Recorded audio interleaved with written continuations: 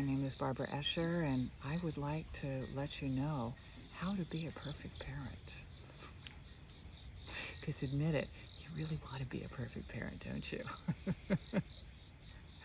And before I launch into my wisdom, I want to let you know that Marshall Rosenberg's definition of hell is the idea that there is a perfect parent.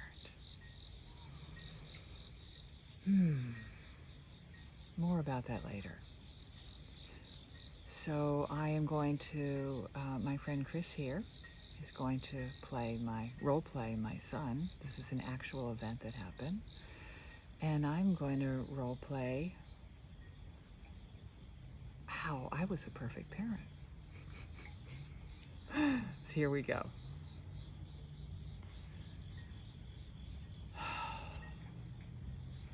Oh, Robert, how many times do I have to tell you to get off that damn computer and clean up your room? I know, I'll get to it. Yeah, and how many times have I heard that? I'll get to it, I'll get to it.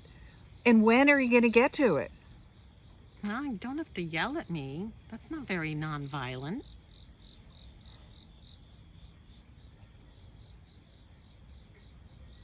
So this is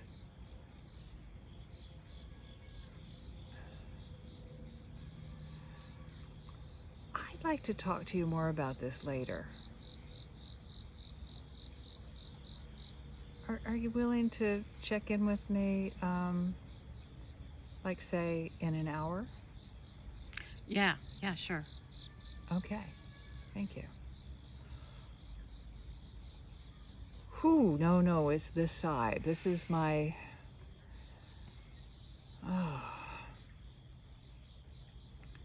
this is my go-to as I try to like, I'm noticing that I've got all this stormy weather, and it's my go-to of like trying to see underneath of it.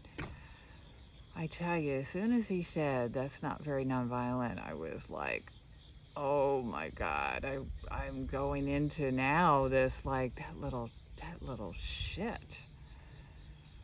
God damn it, he knows my, I'd like to be seen as nonviolent, and yeah, he had a good point. I wasn't very nonviolent, I have to admit, but man, he pulls out all the stops when he wants what he wants. So he's so manipulative. Still kind of stormy up here. Yeah, I guess, I'm an NVC trainer. I should know how to do this. I should know how to talk to my kid.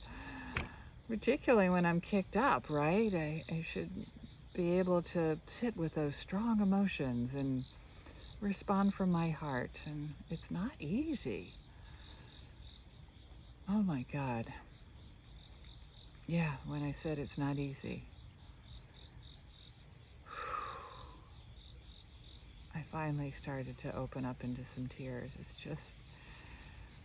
just not easy. It's really, really hard. It's hard to be a parent. Certainly when I'm attached to doing things differently than my parents did. So, let me see. There's something really important in these tears, and yeah, on the surface, I'm getting just peace here. I have the need for peace here, so I'm gonna put it in my heart here. And so, how would it be?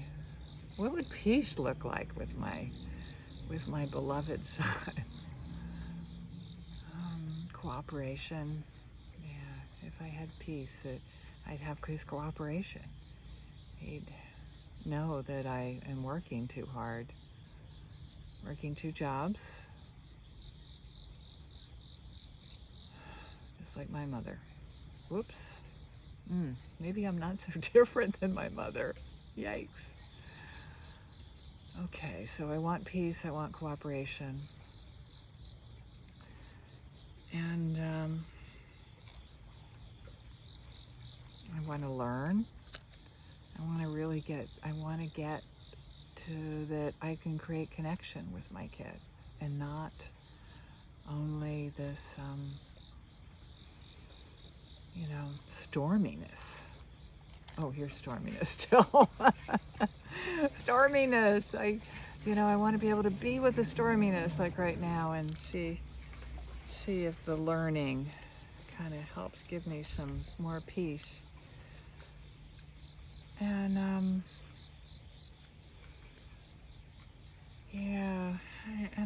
gonna say there's one more. I want him to understand how hard I try. And as soon as I went into understanding, so funny, it's like, yeah, I do want him to understand. I'm really trying hard here.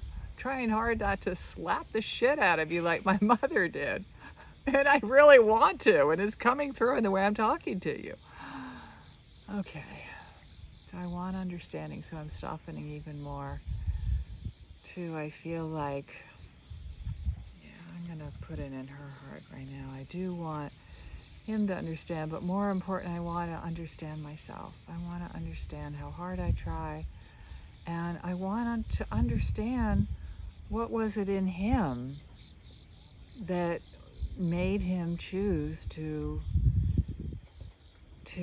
go to the video games and not to clean his room.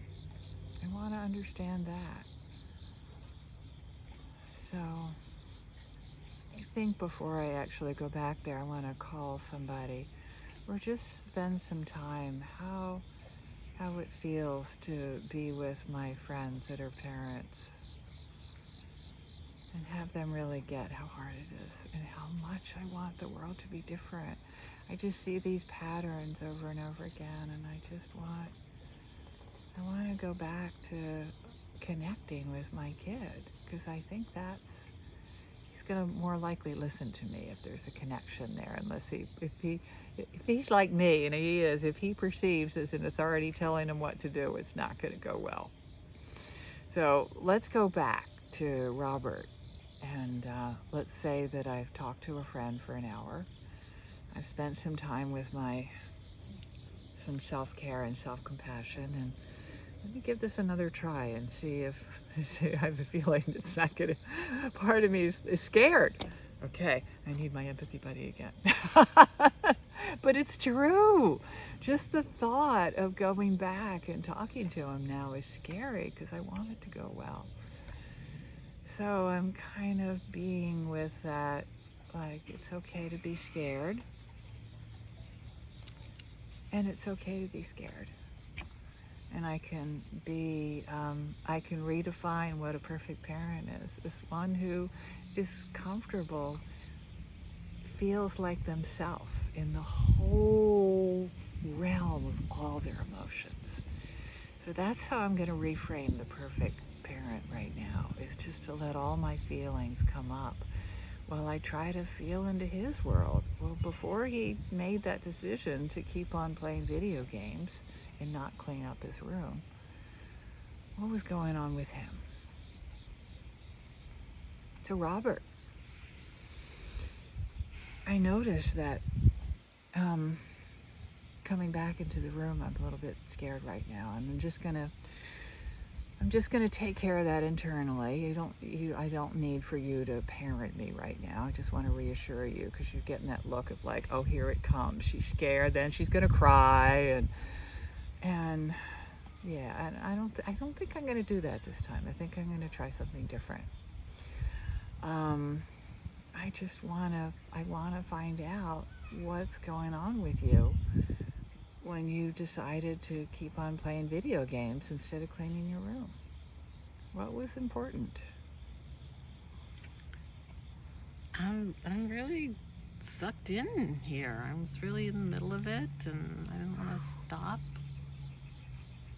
Oh my God, I can relate to that. I get sucked in too. Yeah.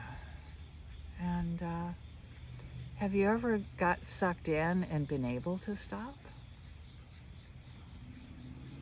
It's tough. First of all, I want to acknowledge how tough it is when you get sucked in, because I it's like an obsession almost, right? It's like you just want to just keep on doing it no matter what.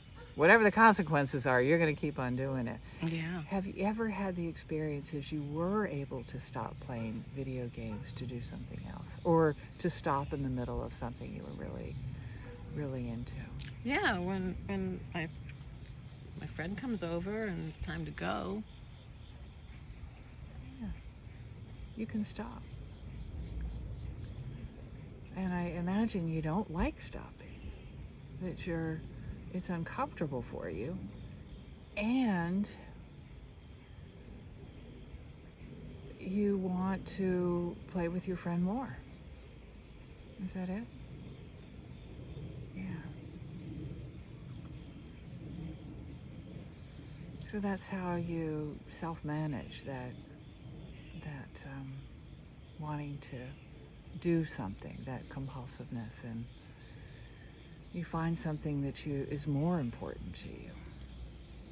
And I imagine when I came in and said clean your room, you couldn't find anything more important to you. You could care about your room, is that right?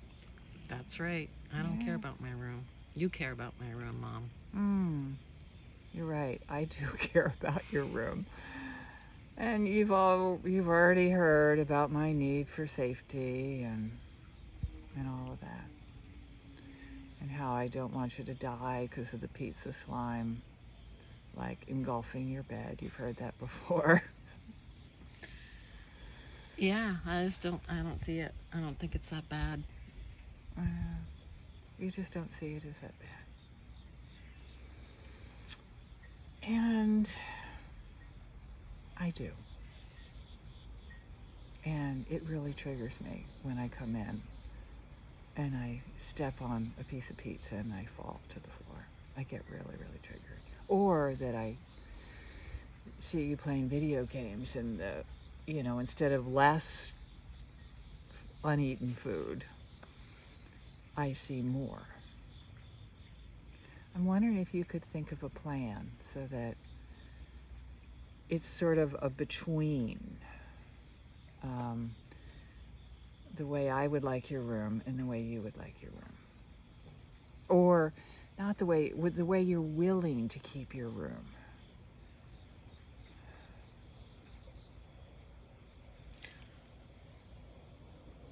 Well, maybe if there was like the garbage can, if I had like a real garbage can up here. Okay.